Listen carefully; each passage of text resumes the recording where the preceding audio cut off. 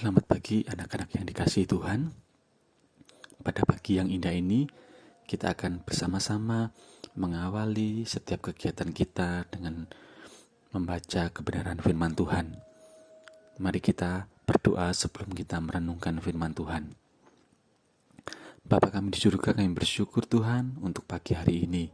Terima kasih untuk kasih setia Tuhan atas kehidupan kami, sehingga kami boleh menapaki hari ini dengan berkat Tuhan, dengan kasih setia Tuhan atas kehidupan kami. Engkau memberi kepada kami kesehatan, Engkau memberikan kepada kami udara yang sejuk Tuhan untuk kami hirup Tuhan. Kami mengucap syukur Tuhan pada pagi hari ini. Kalau sebentar kami akan mengawali setiap aktivitas kami, tetapi sebelumnya kami rindu mendengarkan firman-Mu sebagai pedoman dan pelita dalam setiap perjalanan kami hari ini. Kami menyerahkan pembacaan firman hari ini ke dalam tangan kuasa-Mu. Di dalam nama Tuhan Yesus, kami bersyukur dan berdoa. Amin. Firman Tuhan terambil dari Yosua 7 ayat 19 sampai ayat ke-26.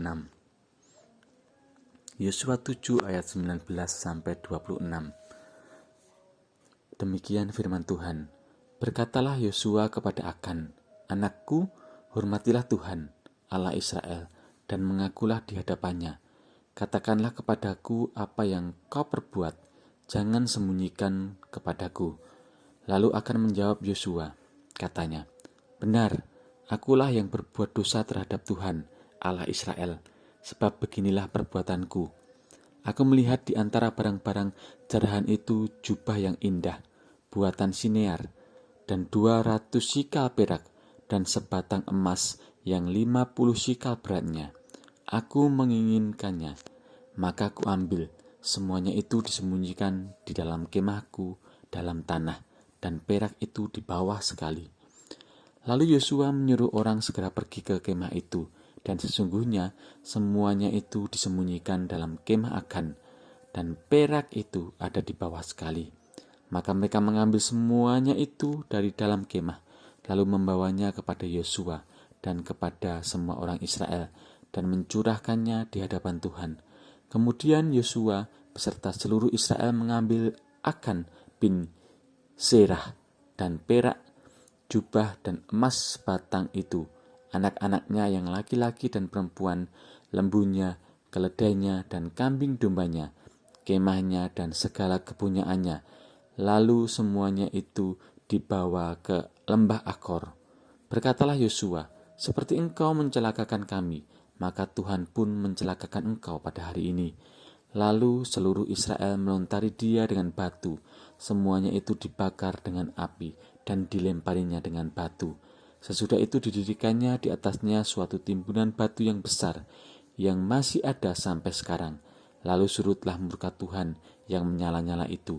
Oleh sebab itu, nama tempat itu sampai sekarang disebut Lembah Akor. Anak-anak yang dikasihi Tuhan, pembacaan Alkitab kita pada pagi hari ini berbicara tentang Akan. Di ayat sebelumnya di Yosua 6, diceritakan bahwa begitu dahsyatnya penyertaan Tuhan, begitu dahsyatnya pekerjaan Tuhan yang hebat ketika bangsa Israel meruntuhkan kota Yeriko. Tuhan memerintahkan bangsa Israel untuk mengelilingi tembok Yeriko, dan sesuatu yang dahsyat terjadi, sesuatu yang besar terjadi, sesuatu yang supranatural terjadi yang tidak pernah dipikirkan oleh manusia. Tembok Yeriko runtuh dan bangsa Israel mendapatkan kemenangan daripada Tuhan. Karena penyertaan Tuhan itu, maka kota Yeriko diberikan kepada bangsa Israel. Lalu setelah mereka bisa menduduki kota Yeriko, maka mereka akhirnya akan berperang dengan bangsa Ai. Nah, bangsa Ai ini ketika mereka mengintai, bangsa ini dikatakan adalah bangsa yang kecil. Karena pada waktu itu pengintai-pengintai di Israel itu hanya mengerahkan kira-kira 2 atau 3.000 orang saja untuk mengempur Ai. Jadi mereka menganggap bangsa ini bangsa yang kecil, bangsa yang mudah dikalahkan, bangsa yang mungkin secara manusia dilihat tidak hebat. Tetapi ternyata ketika mereka mengempur bangsa ini, mereka dikalahkan oleh bangsa Ai. Lalu Yosua pun akhirnya berkabung, mengoyakkan jubahnya, dan ia berkata kepada Tuhan, Tuhan Allah, mengapa engkau menyuruh bangsa ini menyeberangi sungai Yordan, supaya kami diserahkan kepada orang Amori untuk dibinasakan? Lebih baik kalau kami putuskan tadinya untuk tinggal di seberang sungai Yordan itu. Nah, ternyata mereka dikalahkan oleh bangsa Ai. Nah, kita akan lihat apa penyebabnya mereka bisa dikalahkan oleh bangsa Ai. Ternyata penyebabnya adalah ada seorang dari bangsa Israel yang bernama Akan. Ketika mereka berperang, ternyata mereka mengambil hal-hal yang dikhususkan oleh Tuhan untuk dimusnahkan. Harusnya mereka memusnahkannya, tetapi ada seseorang yang mengambil barang-barang yang dikhususkan itu, yaitu Akan.